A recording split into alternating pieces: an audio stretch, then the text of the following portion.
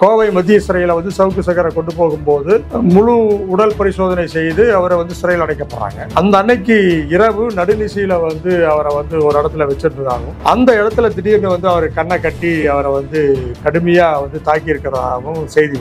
நான் டியூப்ல வந்து ஒரு அடிக்கும் போது பார்த்தீங்கன்னா டியூபுடைய தடம் என்பது தசையில வந்து விழுந்து காயமாகும். அதோடைய தடங்கள், அதோடைய மார்க் இருக்கும். அப்போ அதை வந்து தெரியக்கூடாதுங்கிறதுக்காக டியூப்ல வந்து துணியை சுற்றி வந்து அடிச்சிருக்காங்க. ஏறக்குறைய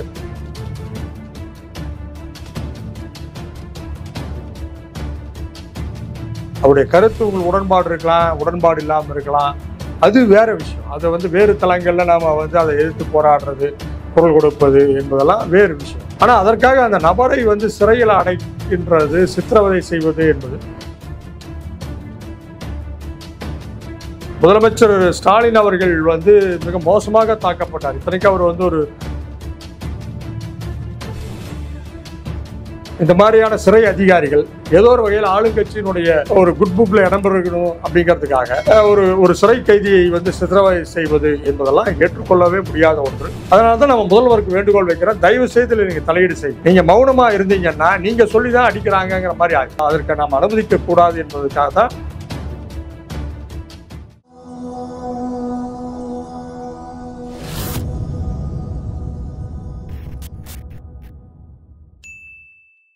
கோயம்புத்தூர் வந்து மத்திய சிறையில் வந்து ஊடகவியலாளர் அந்த யூடியூப் வச்சார் சவுக்கு சங்கர் என்பவரை வந்து சித்திரவதை செய்ததாக சொல்லி அவருடைய வழக்கறிஞர் வந்து நீதிமன்றத்தில் வந்து ஒரு மனு ஒன்று தாக்கல் செய்தது சம்பந்தமாக ஒரு செய்திகள் வந்துட்டு இருந்துச்சு.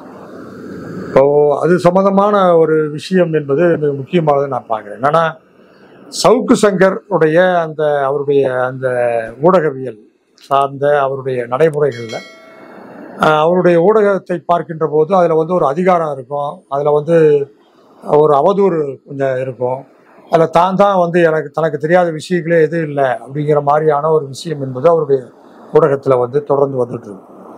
பட் அந்த ஊடகத்தில் வந்து எனக்கு தனிப்பட்ட முறையில் அதில் பெரிய அவருடைய ஊடக செயல்பாடுகளில் எனக்கு பெரிய உடன்பாடு இல்லை.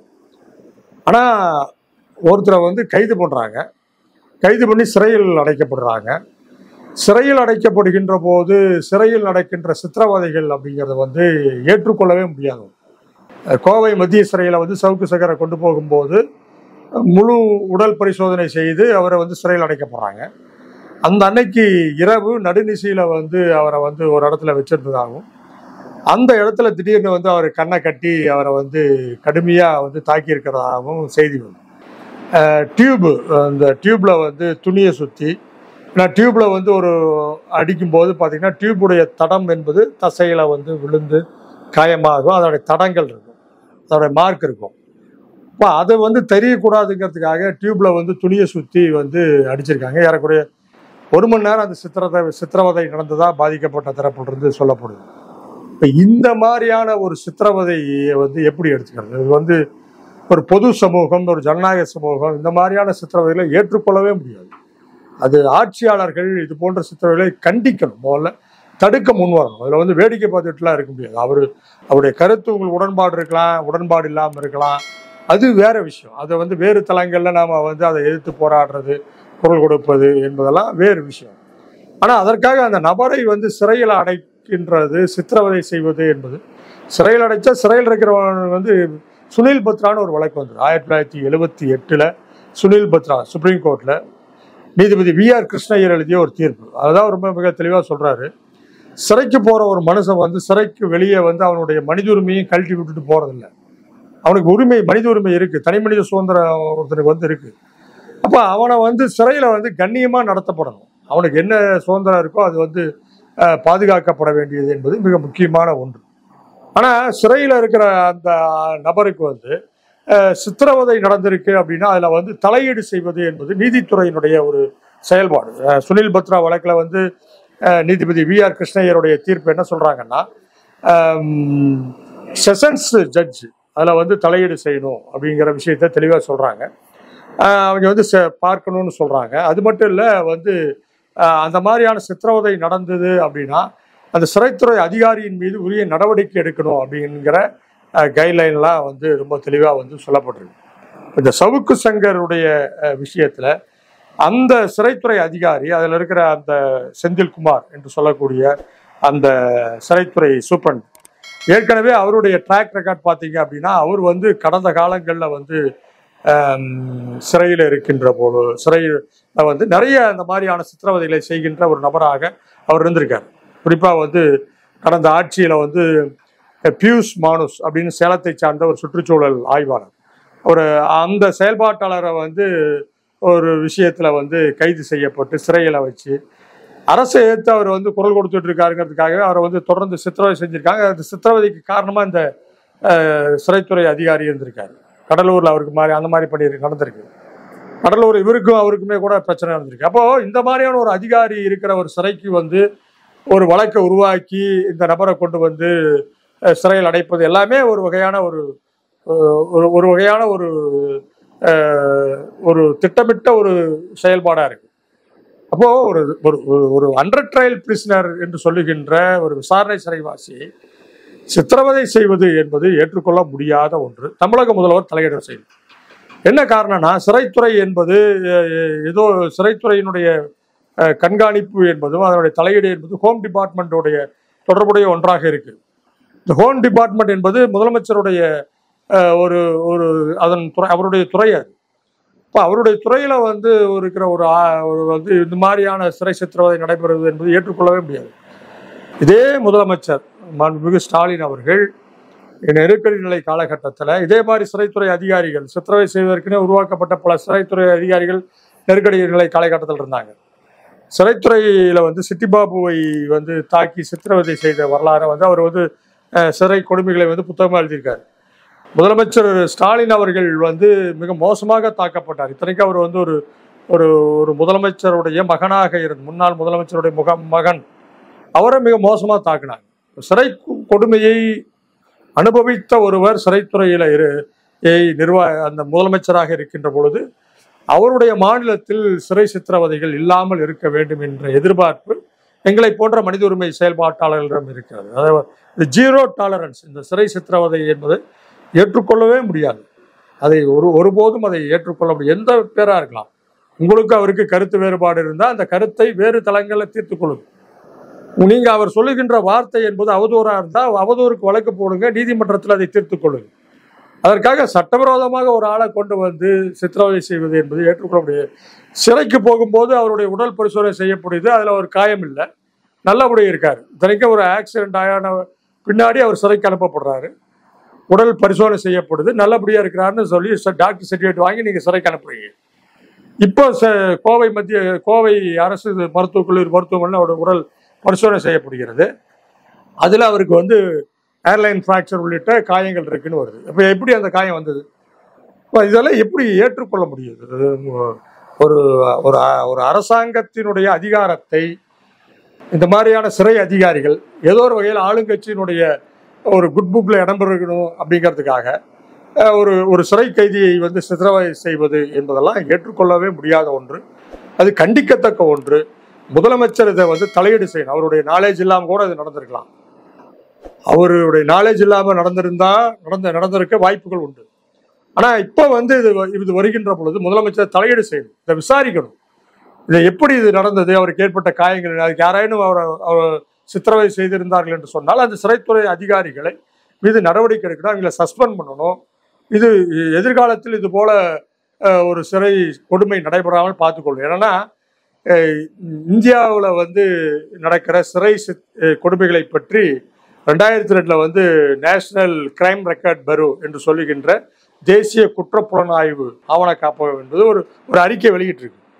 அந்த அறிக்கையில் பார்த்தீங்கன்னா 63% சிறையில் நடக்கின்ற சாவுகளுக்கு அன்னோன் ரீசன் அப்படின்னு சொல்றாங்க. அது காரணமே இல்லாமல் செத்துருக்காங்க. அந்த காரணமே இல்லாமல் சாகுறாங்க சிறையில் இருக்கிற விசாரணை சிறைவாசிகள் சாகுறாங்க அப்படின்னா அது காரணம் சித்திரவதைகள், கொடுமைகள். இதுதான். அது அனுமதிக்கவே முடியாது என்பதுதான் நான் பார்க்குறேன். நீதிபதிகள் வந்து சிறையை வந்து தொடர்ந்து கண்காணிக்கணும் அப்படின்னு சொல்லி நிறைய தீர்ப்புகள் வந்திருக்கு. சுனில் பத்ராவிலிருந்து வந்திருக்கு. நேஷனல் ஹியூமன் ரைட் கமிஷனுடைய கைட்லைன்ஸ் இருக்குது. சிறையில் போய் அடிக்கடி வந்து ஜுடிஷியல் ஆஃபீஸர்ஸ், நீதிபதிகள், மாவட்ட நீதிபதிகள் போன்றவர்கள் போய் பார்க்கணும். அப்போ தான் அது வந்து சிறை என்பது கரெக்டாக இதாக இருக்கும். இல்லாட்டினா அது சிறை என்பது ஏற்கனவே ஒரு காலனி ஆதிக்கத்தினுடைய மனநிலையில் இருக்கின்ற ஒரு இடம். அது ஜனநாயக சமூகத்திற்கு ஏற்ப அது மாறல. இன்னைக்கும் சிறைக்கு போற ஒரு ஆளை வந்து ஒரு ஏழைபாளையா இருந்தானா அட்மிஷன் அடின்னு சொல்லி அடிச்சு அவனை வந்து பயப்படுத்தி உள்ள அனுப்புறாங்க. இதெல்லாமே கொடுமை. அது மனித உரிமை மீறல், அப்பட்டமான மனித உரிமை மீறல், தனி மனித சுதந்திரத்தை பறிக்கிற ஒரு செயல். அது சட்டத்தில் எந்த இடத்துல இந்த மாதிரி அடிக்கிறதுக்கு வந்து சொல்லவே கிடையாது. இப்படி பனிஷ்மெண்ட் தர்ற அதிகாரமும் சிறைத்துறை அதிகாரிகளுக்கு இல்லை. சுனில் பத்ரா வழக்கில் அதுதான் சொல்லப்படுது.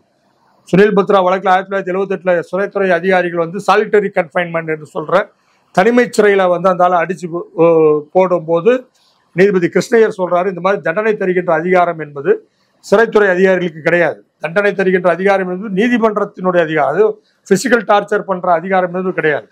இப்ப சிறைத்துறை அதிகாரிகள் இப்படி ஏன் இந்த பிசிக்கல் டார்ச்சர் பண்றாங்க அப்படின்னா, ஏதோ ஒரு வகையில வந்து அரசாங்கத்தினுடைய குட் புக்ல இடம்பெறலாம், அதிகாரிகளுடைய தங்க ஆட்சியாளர்களுடைய ஒரு கடைக்கண் பார்வை தங்கள் மேலப்படும் அப்படிங்கிறதுக்காக ஒரு அப்பட்டமான அடியாள் வேலையை செய்யறது, அந்த சித்திரவதை செய்வது. இது மனித உரிமை ஆணையம் வந்து வேடிக்கை பார்க்கவே கூடாது. அது வந்து சூமோட்டோவா அதை வந்து வழக்க எடுத்திருக்கு மனித உரிமை ஆணையம். இது வந்து விஷயம் இல்லை. ஆனா ரெண்டாவது, மனித உரிமை ஆணையத்தை விட இது ஒரு ஜுடிஷியல் கஸ்டோடியல் டார்ச்சர். அது வந்து நீதிமன்றத்தையும் அதை காங்கினிஸ் பண்ண வேண்டிய அவசியம், நீதிமன்றம் வந்து சீரியஸாக அதை பார்க்க வேண்டிய அவசியம் இருக்கு. அந்த பாதிக்கப்பட்டவர்கிட்ட வந்து ஸ்டேட்மெண்ட் வாங்கணும், ரெக்கார்ட் பண்ணணும். அந்த பாதிப்பை உருவாக்கிய அதிகாரிகள் யாரேனும் இருந்தால் அவங்க மேலே வழக்கு போடும். அவங்க இன்னும் சிறைத்துறை அதிகாரிகள் என்பது சட்டத்திற்கு மேலானவர்கள் கிடையாது. இந்த மாதிரி சித்திரவதை செய்கிற அதிகாரம்லாம் அவங்களுக்கு கிடையாது. அவங்க வந்து போனவனே கண்ணை கட்டி அந்த ஆள் வந்து போட்டு அடிச்சிருக்காங்க. அந்த கையில் வந்து அந்த அவருடைய கையில் மிக மோசமான காயங்கள் இருக்கிறதா வந்து மருத்துவமனையில் வந்து இது வருது. அந்த ரொம்ப மோசமாக அடிக்கப்பட்டிருக்கு. 2 வகையான சித்திரவதைகள் இருக்கு. ஒன்று வந்து காவல் நிலையத்தில் நடைபெறுகின்ற சித்திரவதைகள். காவல்துறை வந்து கைது செய்கின்ற போது ஒருத்தரை பிடிச்சி வச்சு அவங்களுடைய கஸ்டடியில் வந்து அடித்து கை காலை உடைக்கிறது, இது மாதிரி இது பண்ணுறது, சித்திரவதை பண்ணி அதை நீதிமன்றத்திட்ட கொண்டு போகும்போது நீதிபதிகிட்ட வந்து அவர் கீழே விழுந்துட்டாரு, ஓடும்போது தவறி விழுந்துட்டாரு, பாத்ரூமில் வலிக்கு விழுந்துட்டாருன்னு சொல்லி காயம்பட வேண்டும் என்பதற்காகவே அவரை வந்து அடித்து துன்புறுத்தி டார்ச்சர் பண்ணி கொண்டு போய் விடுறது ஒன்று. இது வந்து காவல்துறை நடத்துகின்ற சித்திரவதை. சிறைக்கு போன பின்னாடி சிறையில் இருக்கிற அதிகாரிகள், சிறைத்துறையை சார்ந்தவர்கள் சிறையில் வந்து சில சித்திரவதைகளை செய்கிறாங்க. அது சிறைக்குள்ள நீதிமன்றத்திற்கு காவலுக்கு உட்பட்டு நீதிபதியால் சிறைக்கு அனுப்பப்பட்டவர்களுக்கு போய் அங்கே வந்து சில சித்திரவதைகள் நடைபெறுகிறது. இது வந்து இந்த சித்திரவதைகள் வந்து பிரிசனில் நடக்கிற டார்ச்சர். இந்த பிரிசனில் நடக்கிற டார்ச்சரையும் காவல்துறையில் நடத்துகிற டார்ச்சரும் வெவ்வேறானது. ரெஸ்பான்சிபிலிட்டி என்பது பிரிசன் அத்தாரிட்டிக்கு தான் இருக்குது. சூப்பரண்டு மற்ற அதிகாரிகள் இவர்களுக்கு அந்த ரெஸ்பான்சிபிலிட்டி இருக்குது. எப்படி காயம் ஏற்பட்டது, இந்த சிறைவாசிக்கு சிறைக்கு செல்லுகின்ற போது அவர் காயம் இல்லை, இப்போ அவருக்கு காயம் ஏற்படுகிறது அப்படின்னா எப்படி காயம் ஏற்பட்டது என்பதை சொல்ல வேண்டிய அவசியம் என்பது சிறைத்துறை அதிகாரிகளுக்கு இருக்குது. காயம்பட்டவர் தன்னை சிறைத்துறையை சார்ந்த அதிகாரிகள் கண்ணை கட்டி அடிச்சிட்டாங்க அப்படின்னு சொல்றாரு. அப்போ இது ரொம்ப ஒரு திட்டமிட்ட ஒரு தாக்குதல். இது போன்ற ஒரு தாக்குதலை வந்து ஏற்றுக்கொள்ள முடியாதவங்க. இது ஒரு சிறை சித்திரவதை. ஒரு மனித உரிமை பார்வையில் இது இன்னைக்கு வந்து ஒரு ஆளுக்கு நடக்கலாம், நாளைக்கு வேறு ஒரு நபருக்கு நடக்கலாம். ஓடமும் ஒரு நாள் வண்டியில் ஏறும் என்பதை போல ஒரு காலத்தில் ஒருத்தர் ஆளுங்கட்சியாக இருக்காங்க, இன்னொரு காலத்தில் இன்னொருத்தர் ஆளுங்கட்சியாக வராங்க. வருகின்ற ஆட்கள் அவர்களுடைய விருப்ப வெறுப்புக்கு தக்கபடி ஒரு ஆள் அடிக்கிறதுங்கிறது கடந்த ஆட்சியில் பார்த்தீங்கன்னா பியூஷ் மானஸை வந்து அடித்தாங்க.